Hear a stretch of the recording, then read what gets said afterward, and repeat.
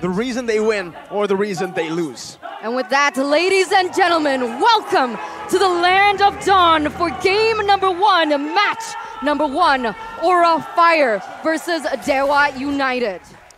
Wow, man, this is going to be such an insane game. And if you take a look at already, the emblems here for Ray is going to be the lethal ignition, so he's going all in for the damage. And for Van, he's going for the killing spree, so it's a bit more aggressive here.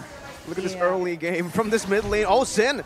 Right now, with Wings by Wings, Iron Hook not connecting. K's in danger, but it's still all good. Aura Fire are already pushing the pace. Again, this duo mid will do so much for mid control. I'm actually quite surprised with the talent choices coming in from the Farsa. Weapon Master, as well as the one that gives more attack. I would have thought that perhaps with the Farsa pickup, they wanted to go for more early game rotations, maybe even picking up the Bargain Hunter, but this is what they opt for. They're going for all in the late game, because even Kabuki is going with the Weapon Master as well. And for the Farsa, going with the Thrill early game, right, just gives her a bit more burst damage when people don't really have that resistance that's built up. And for Dewa United, it's the exact opposite. 3 Rupture first tier emblems on their side. They really want to try and get all they can in the early game and not allow Aura Fire to scale at all. What's interesting is no Season Hunter here for Ray. Leo Murphy going to be chunked down, stunned up. First blood for Van, the prodigy for Aura. Ray coming down with rhythm as well. Now jumping on the Sin with a flicker out. Top of the blaze, knocking him off. This should be another kill for Van. He's still alive, picking up another. K's finds a trade. 2 for 1, Aura Fire. Not exactly, I would say, the trade that Aura Fire would want in the early game, right? They want to go for that composition where they wanted to take the tempo. And because of the fact that Dewa United have been trading really well, it is going to put them in a little bit of a bind, considering the late game coming in from Dewa United. And you can see here that the turtle has already spawned. Both teams are going to start centering around this. Luckily now, Hai is already level 4 to perhaps help out Van here when they go for the objective contest. Ooh, level 4 Angela definitely can make an outplay happen, but for Aura, they still need to be very careful. They are very reliant on Kimura, just stalling all the aggression coming in from Dewa United. And of course, they still have that Franco to make plays with, but as we can see earlier, Leo Murphy, over-aggressive, gets caught out, and against an Angela, roamer that we expect, that we perceive as a bit more passive, he actually loses out in the first blood. Oh, up top, Kabuki with a hard guard now. Lever's passion flickering forward. Oh, under him, what? With the flicker out as well. Now he's getting the flicker from High to pick up the kill, but Watt still able to survive, dodging away once again. It's still a kill over. The torn apart memory from Watt, not able to find the kill. K's now with the flicker forward once again. Bringing it back. Call Alter instantly taken away. It's a good kill from K's, making 1 for 1. Ray looking for a good trade, jumping in with rhythm, no more dashes, but he should still be able to dive that turret, picks up another, equalizes on the board, and Dewa are showing what they got on the MPL stage. Wow, the aggression coming in from Dewa United. Again, the trade backs that are happening against Aura Fire. I was about to say, Kabuki went for a really good build. Steal leg plays first in order to be able to have a little bit more sustainability in that 1v1. But what can steal leg plates do against the damage coming in from Ray? It's just a bit too much damage, honestly, and look at that, this is aggression. Well, the airstrike is with a clean movement, but he can't dodge a basic attack. Van takes the kill, and this mid-game power spike for Aura Fire should hit just in a bit. For both teams, they actually have quite the good early game, mid-game kind of synergy. They have very good power spikes, but Aura Fire just has been the more proactive team right here. Always in the right place at the right time before Dewa United has actually rotated. So even though Leo Murphy wants to be the one trapping, just leading Aura Fire into an ambush, he has not found a good situation to actually get a pick-off with the Iron Hook. And I think that is absolutely by design from Aura Fire. I mean, sometimes we like to say, it doesn't really matter how many hooks you land, as long as you land that earth, ground, breaking hook in the very end. So, of course, there is still time for Dewa United as Van goes in for the steal. Does he get it? No, he doesn't. Ray is still able to get that. So still very good for the side of Dewa United Esports, despite the fact that Aura Fire are leading a little bit here in terms of economy. I don't need to ask you, Arashi here, Ray. I mentioned it earlier, but we haven't been able to get a chance to really talk about it, dive deep into it. The Joy, Jungle, no Season Hunter. Good Iron Hook, though. With the Bloody Hunt, say goodbye to High. William Murphy picks up the kill to once again equalize on the board. This time, great timing from the Dewa United roamer, as it's the Turtle. This time, second one spawning in the Land of Dawn. See, Van still is looking for a play, though. He tries to go for the steal, but oh, he goes in, he gets it! Van, the retry god, already in the first game, showing what he's got. We saw what he did in Snapdragon Pro Series. Now, it's happening again. And he throttles his team to a 1,400 gold lead just on the back of that play. You can see here, Dewa United, they're scrambling because they had the better setup. They were able to get a pickoff. They were able to translate that onto the neutral objective. But because of that retry miss, oh my god! A bit too aggressive under the tier 2, no follow-up. Using up a whole flicker and a penalty zone. Now Kimura is looking for a re-engage, just giving vision to the team. As now, we're going to take a look at the talent prediction. Presented to you by the Samsung Galaxy S23 Series 5G. Pretty interesting.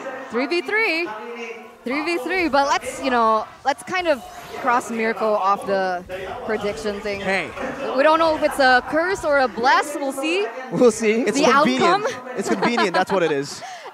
Convenient. Well, High now has picked up the fleeting time as well, so now Aura Fire, they can really turn up the aggression as if they haven't been doing so far. But that play early on from Dewa United, the dive without follow-up, that raises again the question, is there a bit of a communication or synergy disparity between the members of Dewa United? Because if they're against a team that seems to be as cooperative as Aura Fire right now, they need some kind of synergy, man. Maybe it's just a retry diff.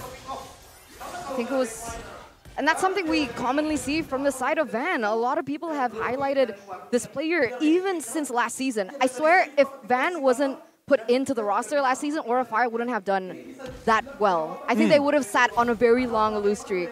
And looking at that, you can already see that potential that was really harnessed throughout the break of the season. Coming into Season 12, you can see that he's matured a little bit better as Kabuki already picks up this BOD.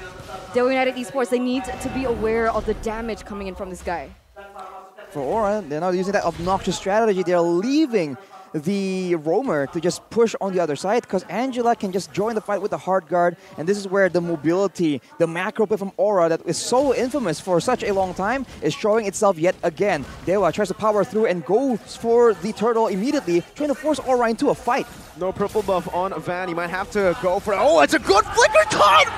Van instantly steals it away. Now it's the collapse for Aura Fire onto the back. Whole Alter already melted down with a Temple of Blaze now onto the back once again. Kabuki still in the mid, still able to dash away. Leo Murphy with a flicker out and also a conceal. Aura Fire with another win without the purple buff on Van. I mean, to be fair, Van is a level ahead of Ray. So in that 50-50, Van does have a little bit of an advantage when it comes down to the retribution takes. And it's surprising that Dewa United, they still want to, I would say, commit onto these objectives. These 5v5s as Kimura is going to be punished here in the mid lane. A really good pickoff for Dewa United, but what can they do with that pickoff? How are they going to be able to translate that into more? Ideally, they want to try and get more fights right here because they have a good engage tool in Leo Murphy, but look at the positions, look at the waves, man. Aura has set everything up, but Leo Murphy finds a hook. The hard guard, though, will deny that play. No bloody hunt as well, so there's no real threat technically on Van. Unfortunate for Dewa United because that certainly would have been a massive kill to get. Right now, they are still going to be able to put it onto the turret, so they do get a little bit back. When previously they were unable to get any turrets whatsoever. Nice flicker! Gets out, Leo Murphy now caught. Kimura with the dash forward and the taunt, locking him down. The co-ulter comes down, Ray in the back, zoning Kabuki away, diving in. Kabuki with a flicker on the other side, but Watt picks him up. Not a torn apart memory to take Kimura down. Double kill for Watt. Winning Nature built up Ling, Van down below. Still trading for Aura. Dewa is doing a great job right here, forcing the fights like we mentioned, but now with Van in the picture, he comes in to try and defend this mid turret, but he gets suppressed.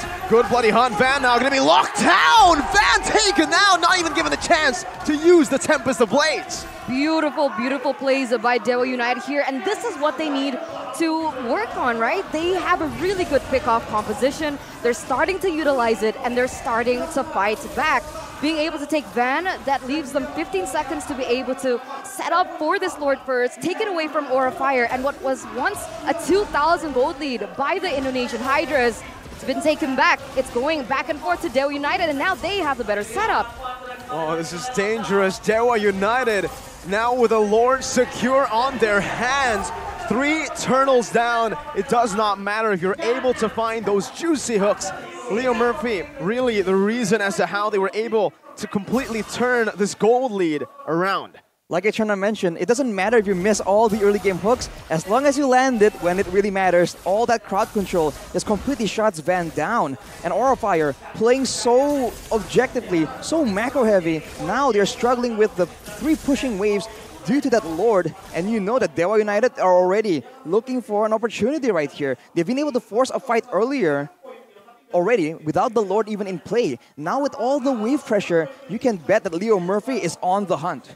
Yeah, that's the diff, right, between the compositions from both of these teams. Like you mentioned there, Arashi, the fact that Dewa United Esports, they have a lot of crowd control to work with, whereas from the side of Aurafire, what do they necessarily have? They might have a little bit of slow, I would say, coming in from high on the Angela. They have Kimura a little bit, but it's not a full engage. So if Dewa United continue to do this pick-off strategy, Aurafire, they don't really have much to say against with Van as well as Angela to trade back on the map. And like you can see here, Van already looking for the next tower. That's how they're going to try to do it. But in that 5v5, what can they do? Going to be a bit difficult for Aura for sure. I mean, in the 5v5, actually, I think they have a bit more potential, but it's only if Kimura makes the big play. He's focusing more on the magical defense right now with the Radiance armor. He's building, he just completed the Dominance Ice to try and help with the extra bit of HP from the Call Altar. But for now, he is the only front line and the only real engage, which is why we saw him go so deep, so aggressively during the turtle fight. They just need to do that. This is the thing, though. I think really it comes down to their draft as well. For Aurafire, really like the first 2 picks, but the way they ended the first phase draft was a bit weird, in my opinion. The Angela mid has been utilized a lot. They could have played with that a little bit more, utilizing that as a flex pick towards the second phase. And honestly, we can dive deep into that because with the Angela Ling combo, you usually see a Uranus or an Esmeralda, a sustainable XP laner, to be paired up with these two. The fact that Aurafire went for Fredrin, it's already, again, a big curveball, but it also kind of impacts the synergy of the Angeling.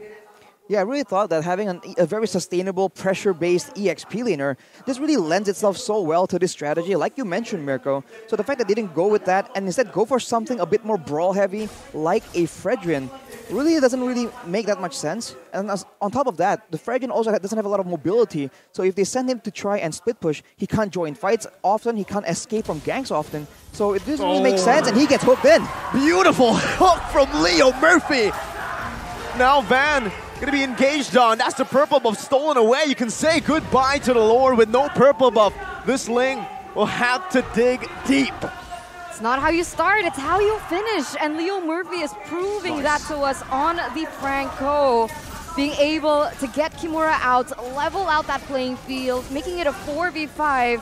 And they are going to be able to put pressure on to the Lord, get that uncontested for free. Aurafire, they're scrambling now at this point because most of the players coming in from Dewa United, they are at their peak, they are at their power spike. Watt has the most damage in this game, 403, untouched against a Ling. He just is outplaying so well, and this is something that we've come to expect from Watt already. This man just works wonders in Micro Ice, and if you guys want to work wonders yourself, what can you do? You guys can totally buy yourself some head and shoulders. Say goodbye to Itchy Dandruff and get the Gato Kacha bottle for yourself. He'll protect your hair just like he protects you in the land of Dawn. Oh. Smashes through the dandruff and all the itchy badness. Itchy badness. Itchy badness. Leo Murphy goes in for a hook. He doesn't get this right now, but now we see a 1v1 between the Ling and Ray. They're going to be able to clear, but the Lord is still going to be marching here for the side of Dewa United on the bottom lane. They don't really have a lot of high ground, a lot of long-range damage, so they're relying on the objective gameplay, and the timing has always been so good by them. And with this Lord, you can completely expect Dewa to try and do something a bit aggressive here. They would not let this Lord get cleared very easily. Instantly the siege down. This is what the Brody gives to the team, enabling these crazy sieges to happen. Kimura walking forward at risk, gonna get Iron Hook. The Bloody Hunt comes down with Feather Air Strap on the back is there as well. Now Dixon! Again with the penalty zone, cancels it out. Ray with a jump backwards! Dewa United in their first game of MPLID. The Cannon Minion crashing it down. Now Caves the flicker forward. Van brought back to the team. One more hit is all they need. Monster kill picked up from Watts. no minions, but now it comes down! The comeback legend! What brings Dewa United Esports their first